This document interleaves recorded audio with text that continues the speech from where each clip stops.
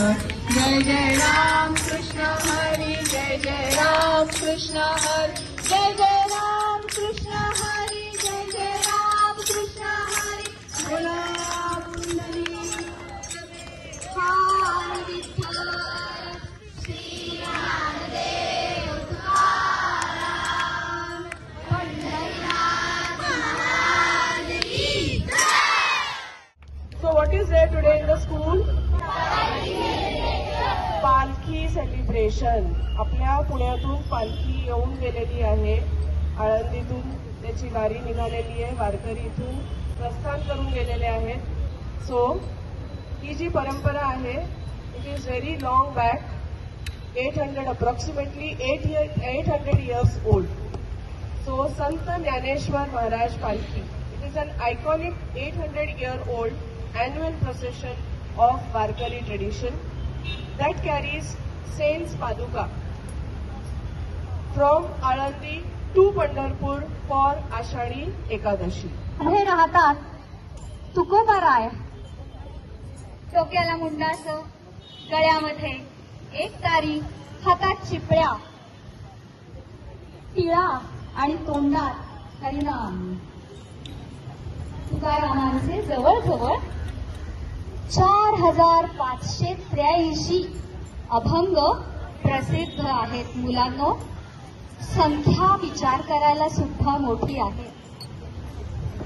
हेच तुकोबा आणि यांचे अभंग आज घराघरात पूजले जात आहेत. का बरं यांना अभंग म्हटलं? काय कारण आहे? गीत ऐका.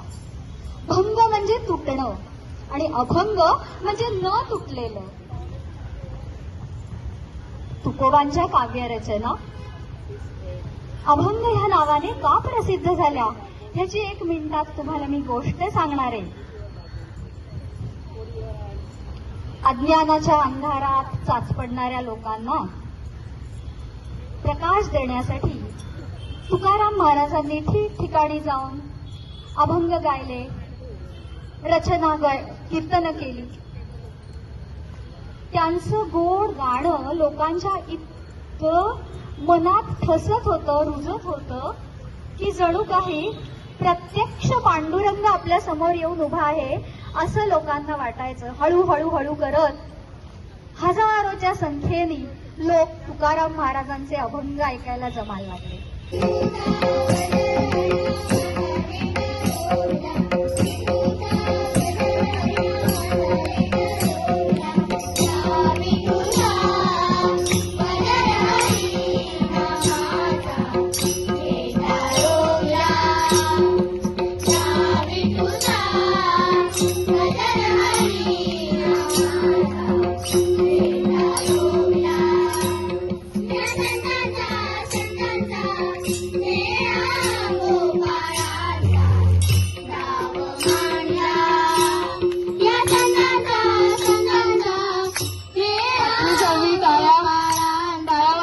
सगळ्यांनी